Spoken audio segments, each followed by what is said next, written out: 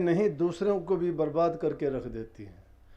इंसान अगर मन वचन और कर्म से जब सच्चा हो जाता है तो ही भक्ति के रास्ते पर चलने के लायक बनता है। लेकिन इंसान ये नहीं सोचता कि इस इंसान से अच्छे तो पशु पक्षी जीव जंतु हैं जो लाखों काम आते हैं, इंसान के भी काम आते हैं। बैलों को हल में जोतते हो, ऊँटों पर भार लादने का काम लेते हो, दूसरे जानवर भी, कुत्ता भी घर के आपकी रखवाली करता है, भेड़ बकरियां भी आपके लिए कोई ऊन देता है, कोई कुछ देता है, हर प्रकार से कोई चमड़ा देता है, उससे पहनने के लिए जूते बनते हैं, कपड़ों की जगह भी उनको प्रयोग कर लेते हो।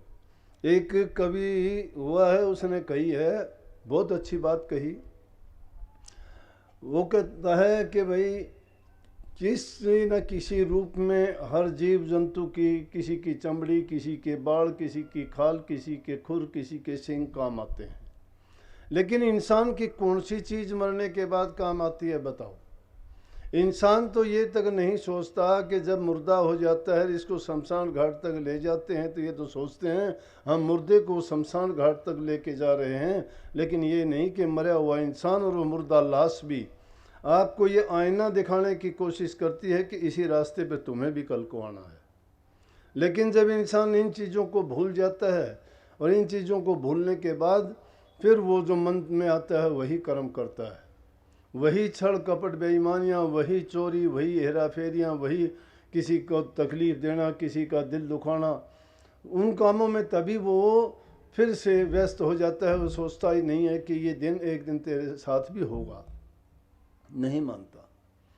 तो इंसान को ये चाहिए कि हमें ये दात बख्शी है उस मालिक की तरफ से, 84 लाख योनि में घूम घुमा के चक्कर काटने के बाद कितने हमारे नेक कर्म और कितने जन्मों के इकट्ठे हुए होंगे, अब के नहीं, वो इकट्ठे होने से ही हमें इंसान का चोला मिला है।